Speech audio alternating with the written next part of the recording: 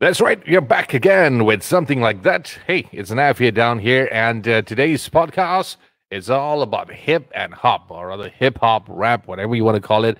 I finally got the chance to have him on the show. Usually, he's always on the other side of the microphone asking the questions. The last time I met him, and this time I get a chance to ask questions to this particular gentleman who's been in the scene for a very, very long time. You might have heard a couple of his hits, which you will be mentioning in a bit from now. Vandal, my man, how are you doing, dude? Yo, what's up, Nav?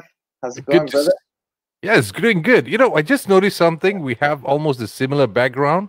It's like we're doing this in the same apartments or condo or whatever. Yeah, man, the white And I wall. yeah, the white wall is just like, okay, fine. It looks like my neighbor's here. Yeah. You've been busy, dude. You've been busy lately for the past couple of months. Couple of singles been out, and let me congratulate you on the new hairdo. Thank you. Working on Yeah, it. yeah, man. First time I ever seen your hair grow that long, dude. I It's know, always bro. been short or bald, but this time, why? I mean, is it because of the barber, or you intend to keep it longer? No, even before like the whole Corona thing happened, I was like just feeling like I wanted to switch things up, and I thought, okay, let me just grow it and see what happens, and then I set my mind to it, and I was like, all right, let's make it happen. And yeah, it's what it's been doing, and it's kind of gone out of the sort of funny phase, like that initial phase where it's just kind of Yeah. like Yep, I like know. porcupine, and I've kind of come to terms with the Einstein look. Like if I let it fly free, you're gonna see some Einstein action happening. Well, it is kind of nice on you. It is. I'm surprised because I never would imagine that I would see you with this at this length. But so far so good. Let's see how far can that go, man. Well, Anyway, 20 years ago, I did have it long. I had it, probably down to there. yeah, but hardly anyone over here had the chance to Yeah, actually see you in person with that hairdo, right? yeah. So at least now you never know. In the next 20 years, maybe you might see another long hairdo. If I grew my hair for 20 years, oh my God, it's going to be super long. That'd be cool, man. That'd be absolutely cool. And first, let me congratulate you on your brand new single, "Okay Boomer." Yo, thank you Nice very track, much. dude. Appreciate it. Uh, Shout out to DJ Lethal Skillz on the productions. yes, yes. It's always like a tag team with the both of you, right? Batman and Oh, Robin. yeah. I'll Yeah, just leave it to you guys to decide who's Batman and who's Robin. yeah. It's an excellent track, and the best part about just like any of your tracks, there's always a message in your songs, and this one had it. And I find it very interesting for OK Boomer because in the midst of everybody fighting between the new school and old school, and the trend of music, someone just saying if you're not old school, you're not cool enough, and the new school is not exactly what it's supposed to be. Those kind of things. And this particular track pretty much builds the bridge, like what it says in the song itself. So just elaborate a little bit more on this particular track. Okay, Boomer, man. So I kind of like had been noticing this trend happening over the past couple of years, and it kind of started with hip hop between the generations. I wouldn't even really call it the old school because it's like you have the pioneers, and then you have people from my generation in hip hop, which is like the golden era, like the early '90s, and Yeah. When hip hop started to really become a global phenomenon and started going commercial, and as with how hip hop's always been, it's always about you know evolving and mutating and changing its style. It's never stayed one thing. um, but a lot of the old heads were like, we have like they had a problem with the new sound, and they voiced it out. And then of course the current generation, I wouldn't even say the millennials per se, but probably like the later end of millennials going into Gen Z, are Hmm. all really about the new sound, right? Yeah. And it is what it is, but I think that the conflict then came because the newer generations are sort of the social media generation. So they had the opportunity to really benefit from utilizing social media to gain a presence. and thus gain notoriety and a fan base and popularity. And then when the older generation was kind of like, I kind of spot a bit of jealousy in a way, because the older generation felt like, well, look, we did this for you, and now you're just taking advantage of it and not paying homage to the roots, and you're making money off of it with something that we don't think really represents what hip hop is all about. And then that's kind of where the conflict came, because then the young kids were just like, well, you're old, you don't know what you're talking about, and you're just jealous because we have like millions of followers on Instagram or something, and you don't. So it just became this sort of ego competition of like, well, I was there first, so I'm right. Well, I'm here now and I have more followers, so I'm right. And I was noticing that. And then it started to cross over in sort of the political sphere of things, right? So with the younger generations of let's say, politically active people saying that, hey, boomers, your time's up. Like, it's time to move on and let us through and our way of seeing the world, and taking political action, like social justice, and a lot of the fights that have been happening that the millennials have taken upon themselves to really move forward.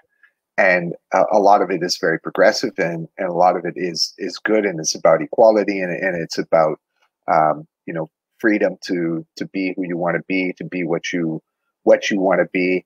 And then there was that conflict again. And I'm from Gen X, and most people forget that there's a Generation X. Most people forget that there's this generation in between the boomers and the millennials. And that's kind of what inspired me to do the song, because I was thinking, like, I'm not just going to write. I think a lot of people, when they saw the title of the track, thought, okay, this is just like somebody writing from the perspective of a boomer, and is going to like shit on the millennials or something. The title sounded like a diss track anyway. Well, that's kind of what the phrase is used for. The phrase is like, millennials would say to the boomers, it'd be like, okay, boomer. It's like this like, yeah, okay, yeah, right. Like, yeah, okay, all right. Okay, boomer. And I just kind of wanted to approach things from both sides. So that's what I did. And first verse was from the perspective of the millennials. And then the second verse was perspective of the boomers. And then in between, I had a bridge. The bridge was the same for both verses. And that was from my perspective as a Gen X, because like, I'm in the middle. And I think that being in the middle, I can see things objectively both ways. And, I just wanted to share that perspective with people. That was a great one, because, as this particular, the things that you've just mentioned, I've thought about that earlier, because there's always been a battle about music evolving into something else, and people not accepting in terms of generations, like old school and new school. Okay, let's not use the terms old school and new school, the guys previously and the present ones. And of course, there's a lot of conflict that takes place over there. Until this very date, you hardly find anyone coming in between. Okay, I'm not talking about generally in Malaysian music, but in most commercial tracks that you hear, because the subject of that particular hip hop track is not exactly as what you would expect it to be in the commercial market. Details as such, even the topics, the content of the word plays that goes on in most of the hip hop tracks you hear these days isn't exactly how do I put educating the listener on the other end. Am I right in this part to say that? Well, yeah, I think mostly though that's in reference to the commercial music.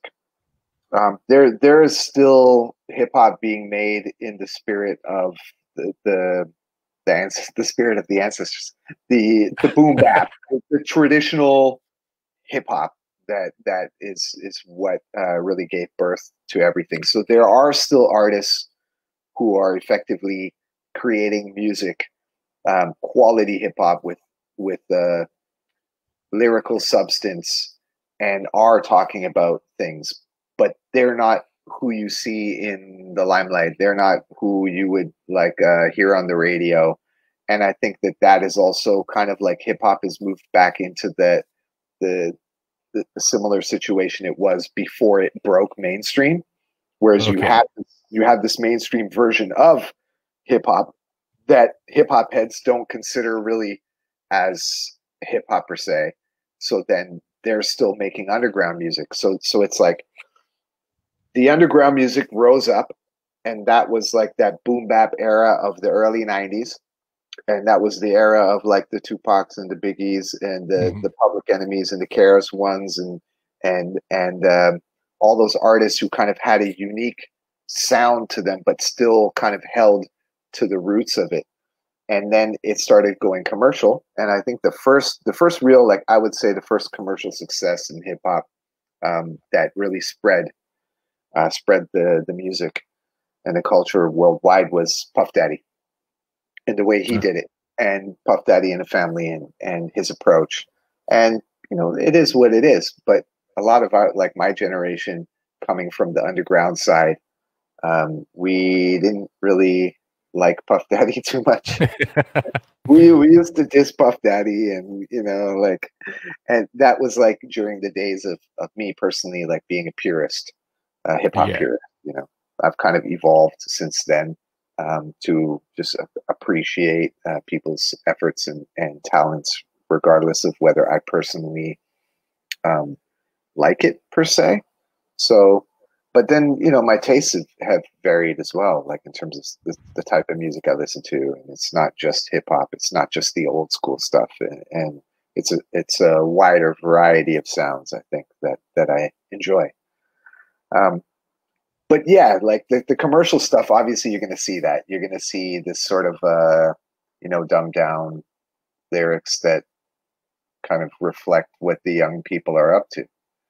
Um, But the so-called, like I say, when you talk about being a purist and so on, in this present world, day and age, commercially, or rather in terms of income-wise and selling the particular track, does it really help, or is it still tough to penetrate that market in terms of revenue-wise or spreading the word out there to make it a little more popular? Is it difficult? I think that with the music industry, I think it's come to the point where if you want to have some sort of commercial success, you basically have to follow the formula that everybody's using now. You have to sound the same as everybody else, and I think that that's what's expected. Like, for example, radio, and the radio's always kind of been like that. The Hmm. commercial radio has always been, all right, this is popular, so now we're only going to play other music that sounds like this because then people are used to that sound. So it kind of leads artists into creating for the sake of being on the radio, which means that they have to kind of follow the formula. And record labels are kind of the same way. They're like, all right, this works, this is making money, let's milk this. And then everybody else who comes along kind of has to fit in to that type of sound or style. And you see it a lot. You see artists changing up their sound and style. Like I see it, you know, even with people I know. And you know, for me, there's nothing wrong with that. I mean, if your direction is to go commercial, then obviously, no matter what is popular, that's what you're going to make. But You is could it? change. Yeah, but But is there a possibility, like say, for example, as an artist, as a purist, you can have the best of both the worlds in the sense that even when you release, let's say, an album on EP, you could just have some tracks for radio and some as pure as it is. Is there any possibilities on that side? um, I guess so. I mean, but then again, like, what's your identity?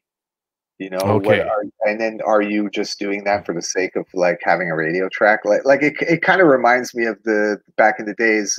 You know, uh, you know, Biggie would release a single, and then the B side would be the underground track, and then you'd have like the commercial track like as the single. So the singles, but the problem is people nowadays aren't really making albums. They're just making singles, and as you just focus on singles, you're just going to end up doing singles for that purpose of trying to get airplay and get that sort of mainstream notoriety. But the main thing with that is that you're in competition with, you know, hundreds of thousands of other people who can do the same thing now.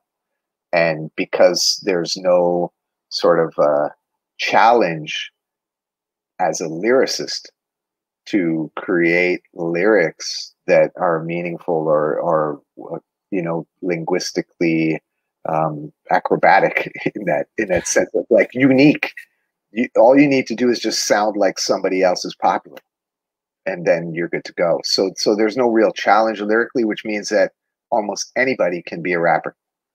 Yeah, that's always been the I wouldn't want to use the word concern, but it's something that I've paid attention to. Like I said, I'm not a rapper. I'm on the other side of the speakers. I just enjoy rap music or like hip hop music. It doesn't matter whether it's the purest form or maybe the commercial side. I just enjoy listening to it. And one of the things that I enjoy listening to is, of course, like you said, the lyrics. And speaking of lyrics, another one that I enjoyed listening to was your track called "Toss a Coin," and never would have thought that I would listen a business track, a financial market track in one particular song, man. That is interesting how you would present your thoughts about the track as being like a business or a financial analysis track, because I don't really see it like that. But no, because when I was listening to it, it's like the terms used in that particular track is something that you commonly heard in the financial markets or in stock markets or whatever you want to use it. So I was like, okay, this is, sorry to use this term, a business rap track, man. Okay. Yeah, that's an interesting take on it. I didn't really think about it from that perspective, because I've just been immersed into this sort of blockchain space, and to me, it's like growing up and being surrounded by art and artists. As a kid, I wasn't really taught about finances and economics and money and these sort of concepts. So it wasn't until later that I started to teach myself and learn myself. And I guess in my journey into this space that I'm in now, this blockchain and cryptocurrency space, I've gained a lot of knowledge and understanding about how economics works and how currency works and markets and so on. So for me, that was just sort of like the song was kind of like a reflection of all the things that I'm seeing in the space and all the different elements. And I wanted to kind of share that lyrically. And I think that, the feedback that I got was, I think there was not a lot of relatability to the lyrics for a lot of people. Like I think that the lyrics like flew over the heads of a lot of people, but that's why on my website, where I posted the song, I have a breakdown of the lyrics, and I actually have an explanation, like with links attached to like the words and the different things, so you can go and you can like fucking figure it out. Yeah, because that was very interesting when I first heard the track before I visited the website. It's like, okay, is he exactly talking about the blockchain or the financial markets and so on? But as you keep listening to it and you read through all through the lyrics, and then you have an idea, like what he said is the experience, is the journey itself in that particular song. But for someone who has been in the financial market before, I must say, everybody in that scene or that industry must be damn proud right now, man. Finally, a song about them, or something related to them in a way. So, but the thing is, like talking about Toss a Coin, and right before that, you had Rap Crypto, and the last I spoke with Skillz, and even with you also a while back, you were involved in the hip hop blockchain and also cryptocurrency and so on, and somehow it kind of linked with the artist itself in terms of generating revenue or looking at it at a different perspective altogether. Could you just elaborate a little bit on that in a nutshell about the whole process itself? So I guess what really brought me into this space was this idea of removing the intermediaries and kind of having sovereignty and freedom over your financial life. So this sort of meant like, being able to transact with people no matter where you are in the world, and being able to do that directly peer to peer without any delay and without any middleman taking a cut. which is essentially what banks do, and PayPal's and Western Unions. And, you know, to me, this was like, okay, you know, this is something I'm down with, you know.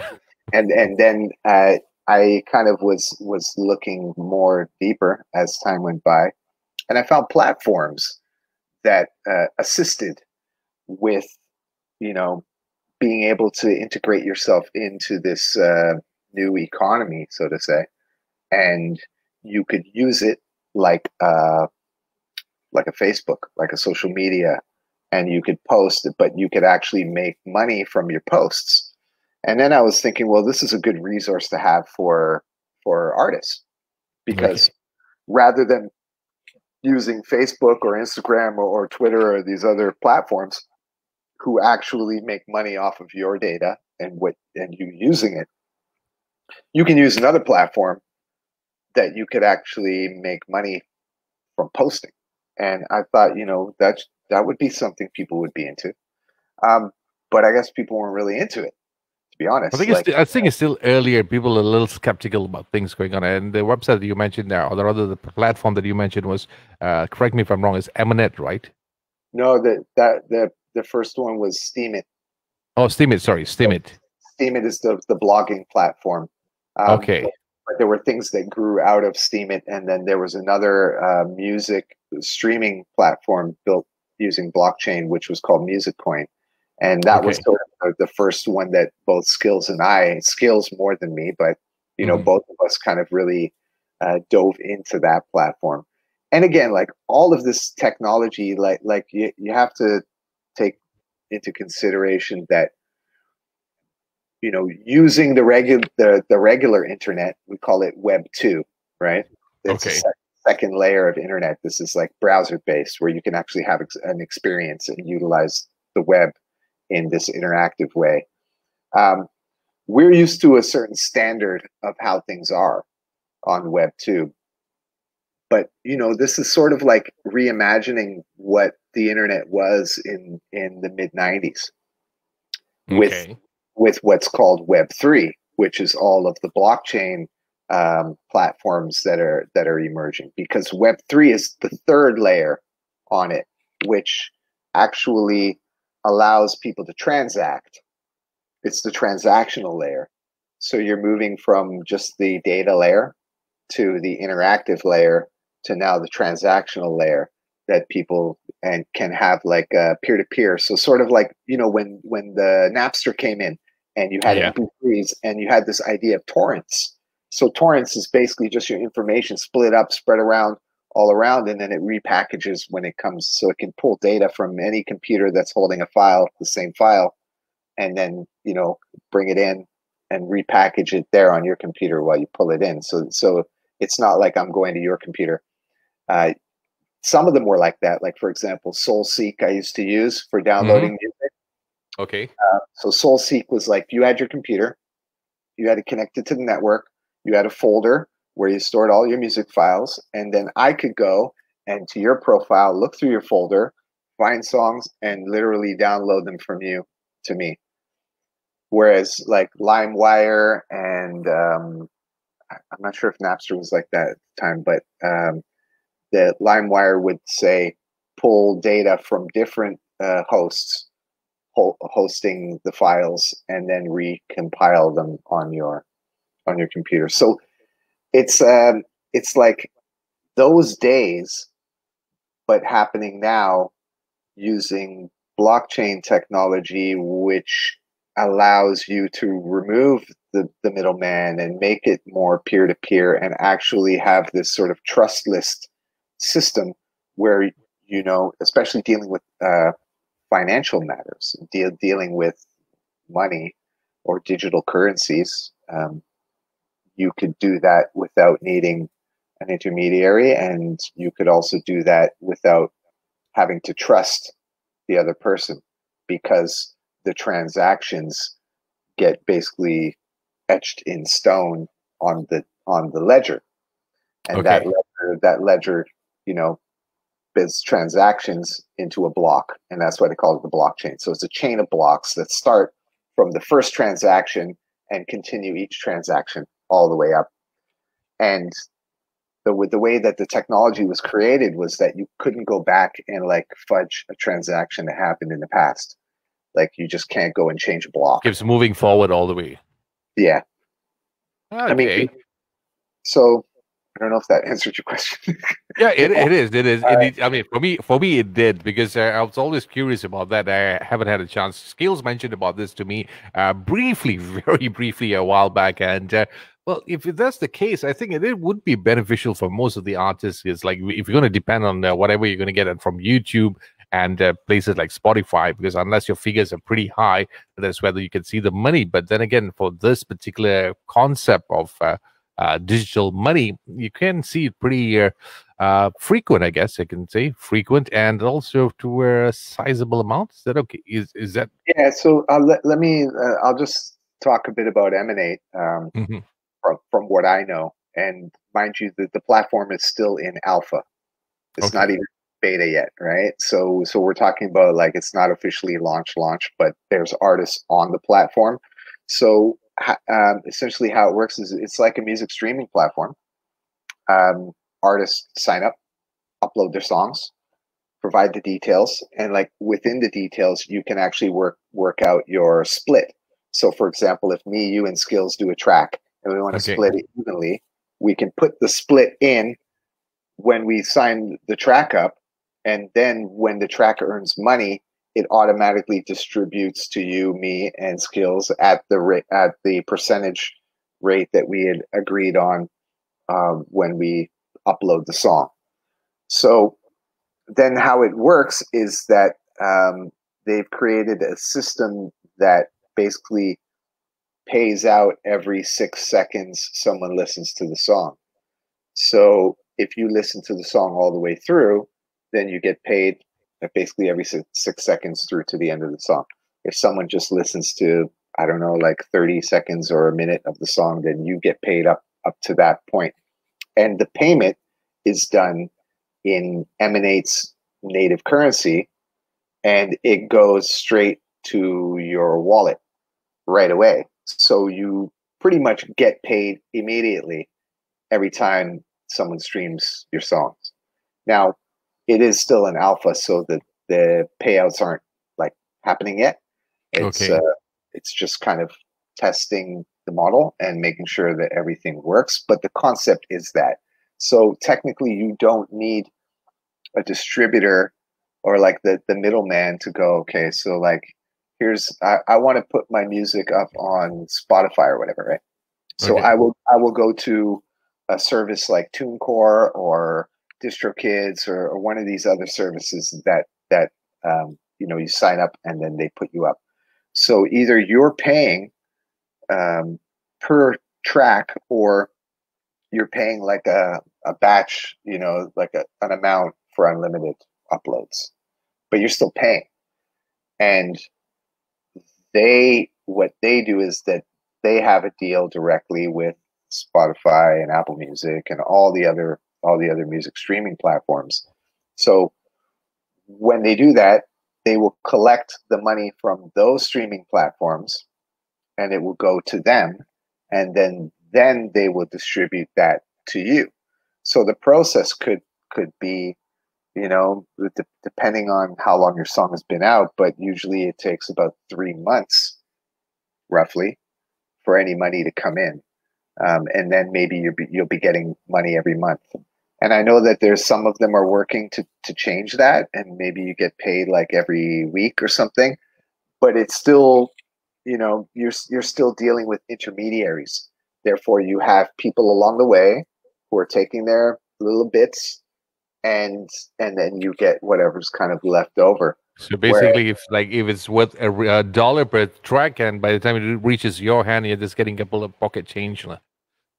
Yeah, and Skillz recently, I don't know if the article came out yet, but I was helping him with the article, and his use case was, I think it was like 18. I don't know what it was, like 18 or 180,000 streams on Spotify that earned him like $200 or something, right? You got to be kidding me. And then he had like 5,000 streams on Emanate that earned him like $250.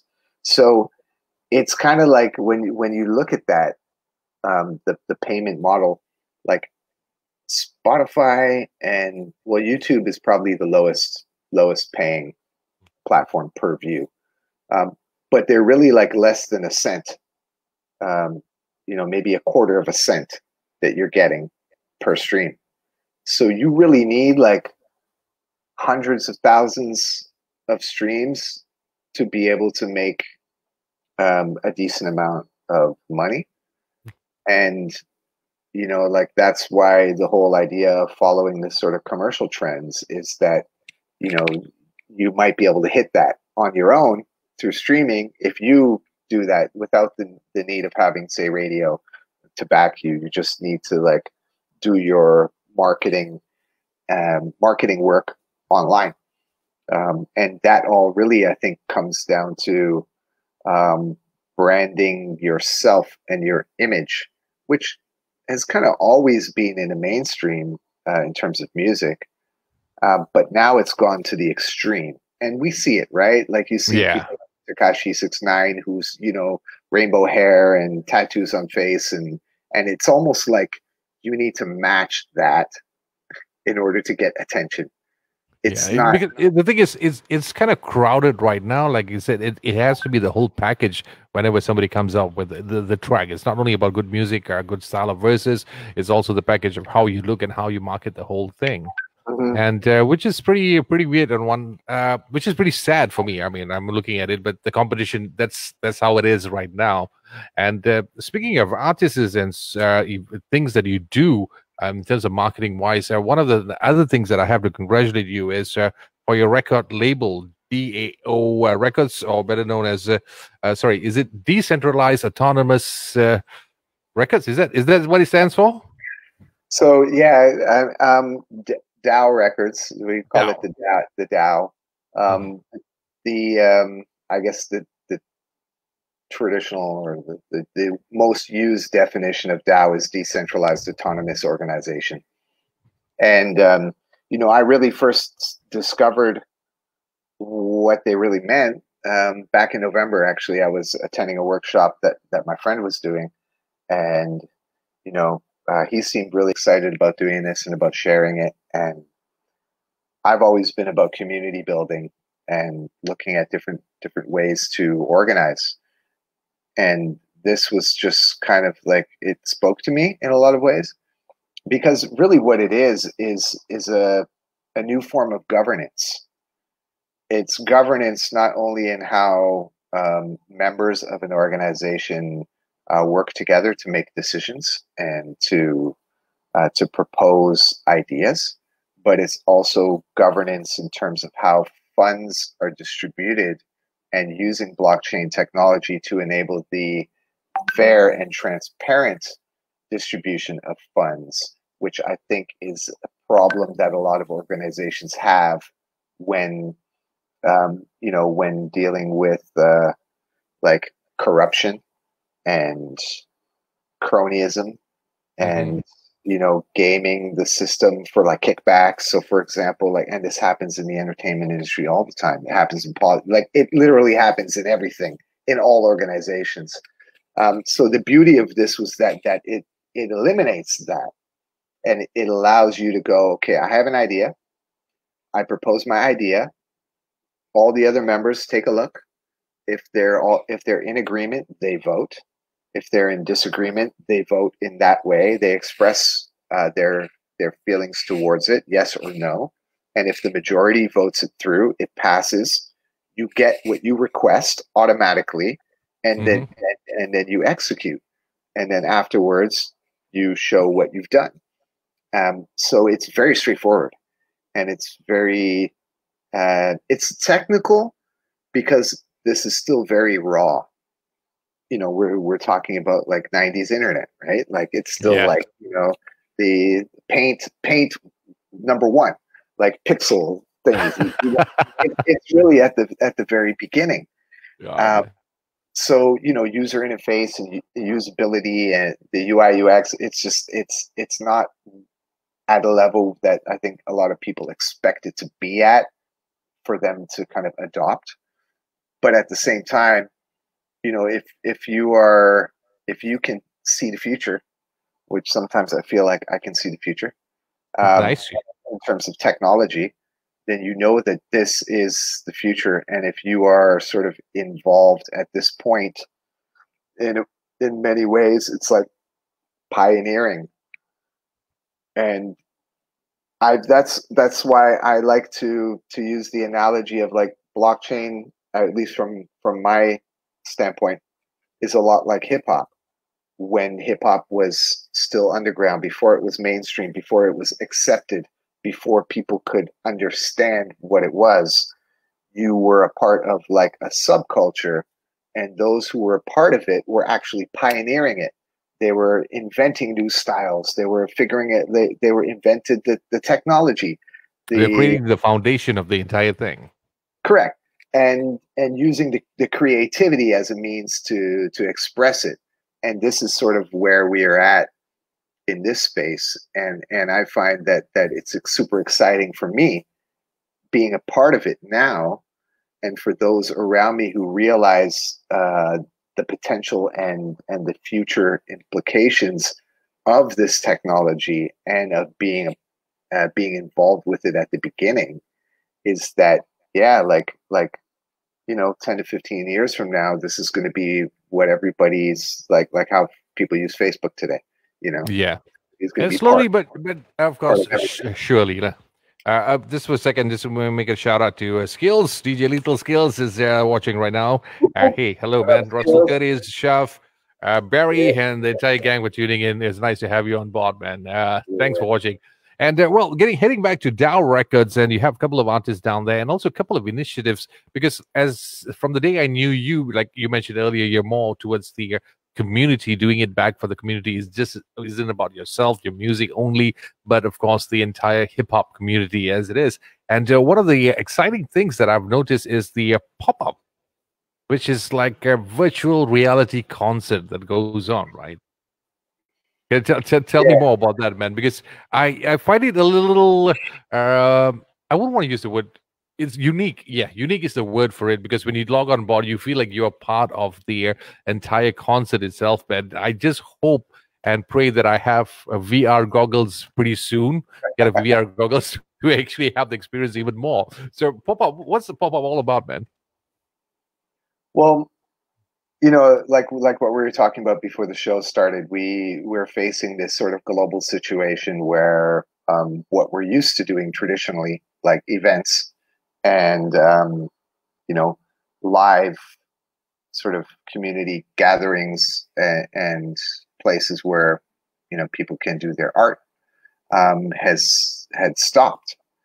And I was doing TYGS for quite a while, and I was looking at different ways, even before the virus came.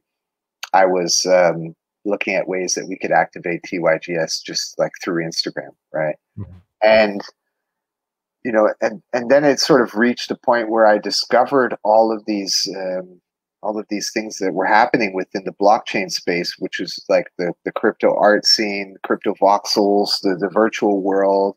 And then I just started getting ideas and having ideas. And then I was like, well, shit, why don't we just like take what we're doing in the real world and then do that in this virtual space and have like this show that brings together artists and musicians and also combines elements of the technology, some of the stuff that we haven't talked about, which is the non-fungible tokens, the collectible digital assets, which we use the art for, combining with the audio, and have that as a part of the show within this virtual environment, that people can really have more of an immersive experience, as opposed to, let's say, maybe right now that they're on Facebook and they're just watching us talk, or like they're just static. Yeah. But imagine having us there on the screen, but you're in this other space that you can like look around and see what's happening around you. And, it felt like Tron, dude. Right? Yeah, it's in a way, it's kind of like Cryptovoxels itself is kind of like Minecraft in a lot of ways. Just the way that it's visually how it is, right? It's not what you would imagine a 3D environment would be. Like if you saw Ready Player One, and you're thinking that it's like animated, like super crisp animations, and you know, people have said, oh well, it would be cool if it was like that, better graphics. And I was like, yeah, I mean, sure, but you know, like I really like it how it is. I think that really it's sometimes less is more, and when you have a virtual environment, especially when you're new, and I know this because it happened to me when I first went in, and it happened to almost everybody else their first time coming in, you get overwhelmed by like, oh, whoa, hey. It was like, exactly like you're playing Minecraft way back then. It's like, you know, you just want to get in, you want to look left, you want to look right, you want to look every way possible. It is fun. It brings out the child in you, the inner child in you when you experience the pop-up itself. Yeah, so it's pretty much just like a show. It's like I merged the crib show with our live events into this virtual space utilizing these blockchain elements, and it's I wouldn't say that we are pioneers in that sense, in terms of there have been other people who are doing events within the virtual spaces, and I know, like, you know, I don't know if you're familiar with Second Life. Second Life has been around for a long time. My mom actually was like in Second Life for like years already, like many years, probably like 10, maybe almost 20 years since the beginning of Second Life. So it's not like this is a new thing, but it is one of the first of its kind built using blockchain technology. So for example, right, in Cryptovoxels, you can actually own the parcel of land in the city. Oh, you can have ownership over it. You can control what is built on it. You can build on it. You can do so much with that space. So this is sort of what we're moving to next, because now I've got currently have 4 pieces of virtual land in Cryptovoxels specifically, and each I'm planning different things for. And then I have another 2 pieces of land that were loaned to me to do pop-up season 2, actually. So we've got different stuff going on, but one of the spaces is going to be used for virtual events. So for example, I'm hoping that we could see, you know, something like that, like your show in Cryptovoxels, and nice. we can stream it within the space. And let's say you have sponsors for your show, and we can put up sponsors advertisements here and click through and images and ads and banners, and we can have that all interactive, and you can customize the space however you want. And we do like live streaming. It's pretty cool. Like the concept is cool. I think understanding how it works, most people, I don't think you really need to understand how it works. It works. Yeah, it's because in order for you to know this, the best thing to do is just visit the website, which is DAOrecords.org, and it does mention about the pop-up, and I believe there's some links there for you to go in and check it out for yourselves, right? Yeah. Because it's an amazing thing. For the first time when I clicked on it and I walked in it, it was exactly like how when I was playing Minecraft back then. It was like you're trying to figure out what is going on. You just look left and right. And then later on, you realize it's not just about entertainment. It's also about the experience of being there itself. And now that you mentioned that you can actually buy lands and so on, that sounds really fun. It's not the usual entertainment platform, as you can see. It's like it goes on. But let me take a moment here to read out a couple of messages. And here's one from Russell Curtis. of the best freestyles here. Yes, I would not disagree with you on that. I will definitely agree. One of my favorite freestyles, actually. I've learned a lot from you, Jason. Since the day of Crib Show, it's like one of the few guys that I know who actually freestyles in ways that I could not imagine. Thanks to you, I actually got introduced to TYGS and the entire hip hop community per se. Because as a person, like I said earlier, who just listens to music, who doesn't really understand 100% what's the hip hop community all about, projects like you have done, like the TYGS, was one of the best things that ever happened in our local scene, and that's where I understood that not everybody has to be in the commercial level. Everybody can actually, I mean, do your purest stuff over there and show your skills out. You have the dancing, dance competitions. You have the DJ competitions. You have the ciphers. What else did he have? And he had a lot of things down there, right? Beatboxers. Beatboxes, yes, beatboxes.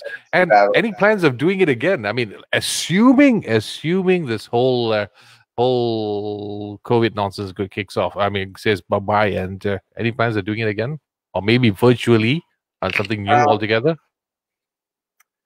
I don't know. I haven't really thought about it, to be honest.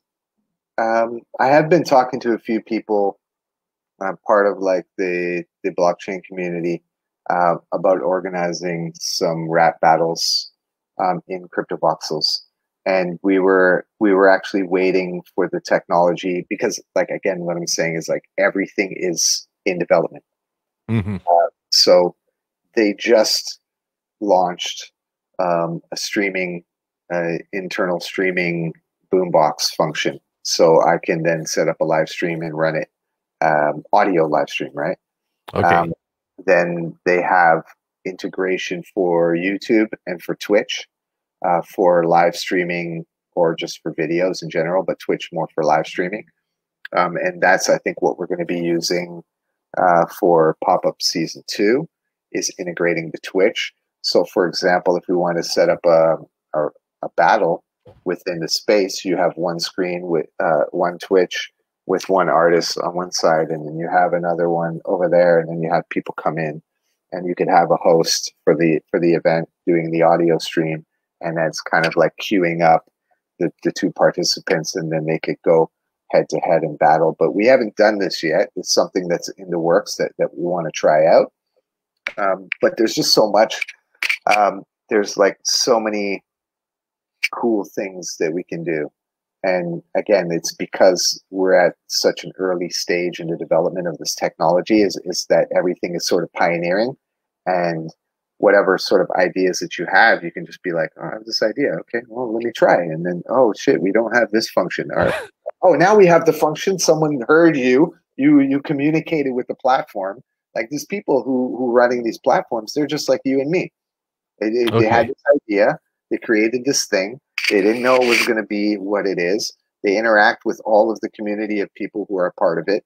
They take input from them. They, fine tune and add features and continue to develop it. So that's also what I really like about it, because it's very organic. Specifically Cryptovoxels. There are other platforms as well, which tend to be a bit more polished, but Cryptovoxels for me is very raw, and I like that rawness. It's not for everybody, but at the end of the day. But in terms of people accepting it, I mean, getting involved in it, how's the response so far? I guess so far so good. I think a lot of people are like, whoa, this is interesting, or like, I never thought of experiencing something like this. Like, it's a new experience for a lot of people. Yeah, for me, I'm one of it. I think sometimes people have particular expectations. Like I was saying, they think that it needs to look like Ready Player One or something, right? Yeah. So obviously it's not like that. But in terms of functionality, in terms of being able to enter and look around the space and interact with like the art on the wall, or with the YouTube stream, when you just click the embed and play it, and you can listen and you can watch it, it's like, I think it's pretty good. But again, like, it's very subjective. Each person will have their own expectation. And I think, like, with this type of thing, it's not about necessarily having expectations, about being open to the experience and also being a part of it. So when you're there, you can actually be a part of it. You can chat in the chat box. You know, you can communicate with other people in the room. You can move around. You can dance. Even they have like a dance. You press a G and you go to dance, and you hit the dance, and they're bringing in different dances. It's good. It's fun. It's fun. I'm just waiting to see this in the next about 5 or 10 years from now. I just want to see how far it goes, because, like I said, everything starts off somewhere. Like from the days when MySpace started, everybody laughed at it, and then it grew big, and then the next minute you realized Friendster came in, and then Facebook, Twitter, Instagram, everything. Whatever people they were so skeptical about, and next minute you realize it's like, oh shit, I need it badly. I need to be part of it. And I pretty much see that this particular thing that you're doing is going to be the next big thing in the next, I don't know, few years. This is a matter of time before somebody just pumps in millions of dollars in it and makes it big fast. Again, that's the thing. These people aren't really interested in anybody who's pumping in millions of dollars. That's not what this is about, actually, to be honest. It's, I mean, a lot of the projects, not the financial oriented projects, but the art and creative projects are not particularly about getting like $1 million investment, like as a startup. They're not thinking from the perspective of being a startup. These are creative people who usually do use open source software and code and share code. And all this code is available to anybody if they want to use it. And they just want to build shit. And it's sort of like that is what that's how a lot of artists are. All they really want to do is just create, if the money comes, it comes, but they're not sort of searching out that money. But who knows? You never know. Like maybe later down the road, once it evolves into something else, and someone says, "Here's $10 billion. I want to buy your Cryptovoxels." Like, I don't know, maybe they'll sell it. But at the same time, maybe it becomes a DAO, and maybe all of the members who own property in Cryptovoxels has a say. Maybe they get a cut of that billion or whatever cut that comes in. Like, these are things that I think that they're experimenting with. And to be honest, all of this stuff really is experimental. This is all experimental. Yeah, but that's how it begins, man. That's how it all starts. Everything starts off with an idea, and before you know it, it's like the next best thing. And speaking of which, whatever you said actually tallies with whatever Skillz just mentioned. Vandal is from the future. Oh yes, I'll agree with that, man. Skillz, I'll definitely agree with that part. Looking at things one step ahead. But over here, the sad thing is, I'm not criticizing. I'm not putting people down. As I said, people are so over here in Malaysia, they're so adaptive or getting too used with the monotonous things that's happening until someone really does it. You find it successful, and that's where people want to jump on board. Like, for example, this live stream initial stage, when we used to do it way back then, no one actually cared about it. Everybody's like, "Oh, you sure? No, that's not the way to do it." But now almost everybody's doing it, which is nothing wrong. It's just nothing wrong with it. It's like the more the better. And also, speaking of, I'm sorry, sidetracking a little bit. I want to go back again to DAOrecords. Talking about music, you have a couple of artists down there who's also signed up with you guys, right? Well, here's the thing: is that let me just explain the concept of the label. So we're using the philosophy of DAO, meaning that as a label, the idea is not to sign people. It's not that like I own it. It's not that you're under me. The people who like, and this is sort of how we are evolving it.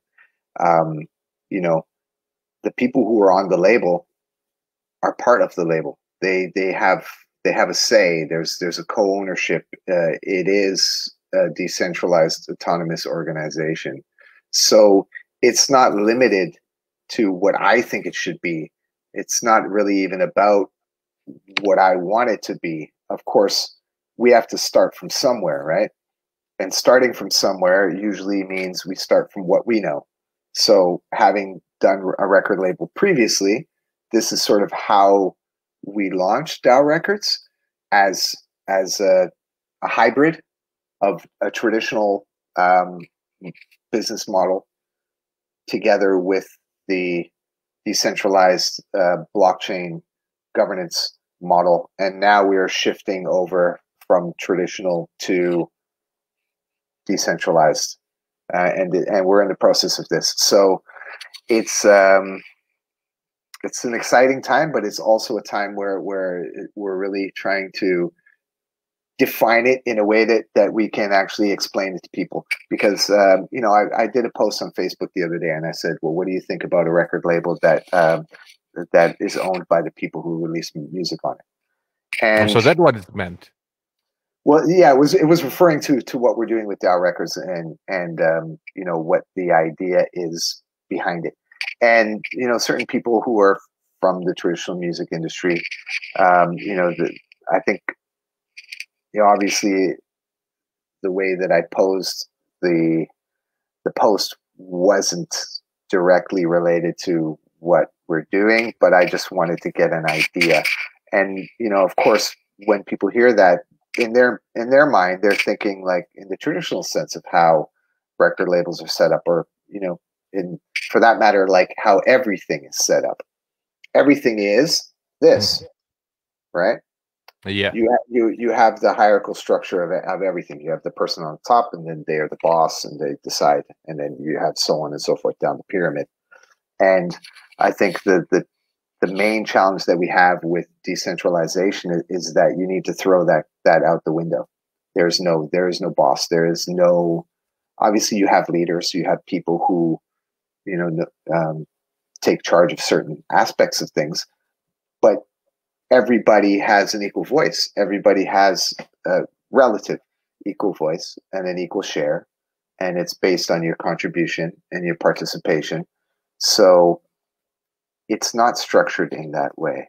And I think that moving away from that concept is very hard, because we are basically programmed to think that way.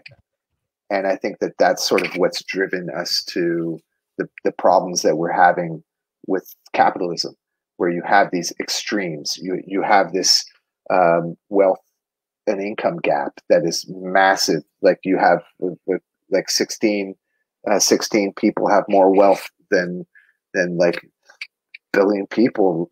I mean, I don't know off the top of my head, but it's extreme. Okay. Like Bezos is on par to become the first trillionaire, and you could never even count to 1 trillion in your lifetime. I don't know how much. I think I have butterflies in my wallet right now, thanks to MCO. so like this is this mentality, this idea, and it's also about removing the ego. It's like, oh, I own this. This is mine. This is mine. Like within a decentralized organization, there's no mine. This is ours. We do things for the benefit of all of us, not just for my benefit. But if benefiting me benefits everybody else, hey. So in a way, you kind of want, like, you can kind of keep that independence, that sort of selfish nature, but at the same time, the thing itself doesn't, it's owned by everybody who's a part of it. The good thing about that is it creates the responsible feeling in each artist or whoever's involved in the label itself. Because if you have a say in whatever the company is all about or the label is all about, then you have a responsibility to make sure it goes in the right direction, or it operates in the right way, right? Yeah, and that's totally like not under my control, and that's where we sort of give up. We eliminate our egos from the situation, and rather than thinking about me or mine, it's like us and ours. And I think we can achieve more that way. And because it's blockchain, it's built on this system of it's trustless. You know, it's a transparent in how the funds are distributed. People aren't going to worry about like someone who's in charge of the money, who's handling the, like, well, how do we know where the money is? Like, I think we can, like, all that, you don't have to worry about it because it's there. You can just go look. You know, also, the most important thing is that at least you can just focus mainly on the creative process of the entire thing itself. because Yeah. like I say, when you have it, when it's being controlled or monopolized by a certain group of people, then whatever your creative side of it doesn't really come out 100%. You might want to create something, but it's always limited to whatever the requirements are, which is great, man, which is great. I seriously, like I said earlier, I'm always fascinated with the things that you do, like say from the day that you started off the Crip Show and how it was done in terms of how you brought in the hip hop feel, the hip hop vibe of the community itself, and the things that you gave back, which was. Well, I was still waiting for things like that to happen a little more. And thanks to this particular conversation, I've learned that, hey, it's happening, but in a different manner altogether. Way to go, man. And, well, if this... Sorry, you saying? Yeah, no, I would really love to get you involved, man. And I would like to see, you know, your show in our virtual event space and have allow people to experience it that way. If that's something that you're open to exploring, I think that it would be pretty cool that we could do that. You know. Yeah, sure. One of these days, maybe you'll just sit it out and talk it over. And maybe you'll do it. Why not, man? You have to try it out, because if you don't try it, you'll never know, man. You'll never know. I'm always open to ideas as such, because it is nice. I mean, it is nice to see how things are going in terms of the music industry or maybe shows and so on. But you still have the thing in you at the back of your head, to just trying to wait for something a little more creative, something a bit more different. You just want to break the monotony. And thanks to Pop Up and a couple of other things that you guys have been doing, it's amazing, dude. It's I'm really looking forward to more of this. And speaking of doing things, music, any more new singles coming up? I know that the particular track, Okay Boomer, just came out, but I'm pretty sure you have a couple of other things, because you did mention that you and Skillz have been working on tracks for the past 1 year, and you guys like slowly releasing it out. Yeah, we've got a few more tracks lined up for release. We haven't really scheduled anything yet, but we have a bunch of stuff. Some that's already recorded, others that's already written to, and beats have already been selected. I've got a song that is dropping on the 20th.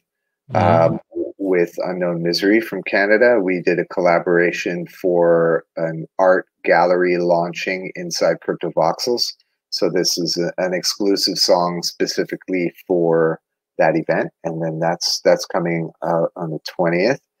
I don't know if it'll be out on Spotify's and all that stuff. But we're probably just going to keep it on the blockchain, just for the sake of it, because we can.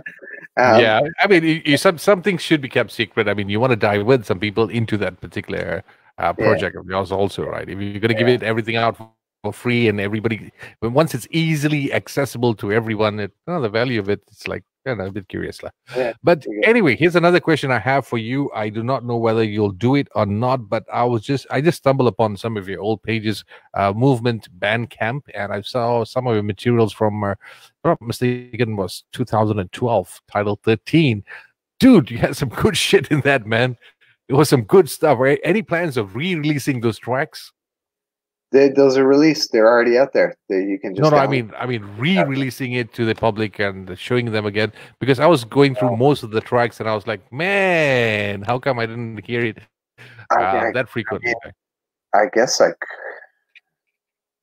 could. I'm the kind of person who just makes something and then I just move on. You know, so that's unfair to people like us, dude. I tend not to like go back and revisit things too often. Yeah. I mean, actually, that project, like those 5 volumes of 13, there's like 100 over songs on there. Some of them were collaborations that I did. Others were beats that I made. Some were like old tracks, unreleased tracks. So in a way, that was the release of a lot of unreleased stuff. Then. Yeah. So it would be kind of like re-releasing. Yeah, I know. But would it be okay if I would share those pages? For sure. Yeah, man. Okay, good. Yeah. Now that I got your permission, I wanted to do it last night, but then again, I was like, okay, let me get his permission first, and because there's some good stuff in there, and there's some real good stuff in that 5 volumes of 13. It's great, dude. It's great. And Cool. I'm Thank looking forward for more to happen with DAOrecords and also the entire blockchain project that you're doing right now, the pop-up and so on. And anything new coming up for this weekend or the week after that?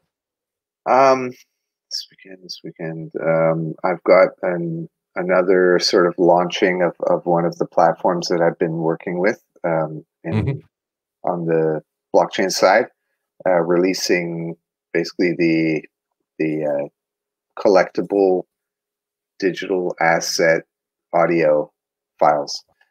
It's like they call it the NFTs, non-fungible tokens, which are basically artwork or audio that you can actually own it, similar to what I was talking about, the land within Mhm. Cryptovoxels that you can buy and you can actually have ownership over it.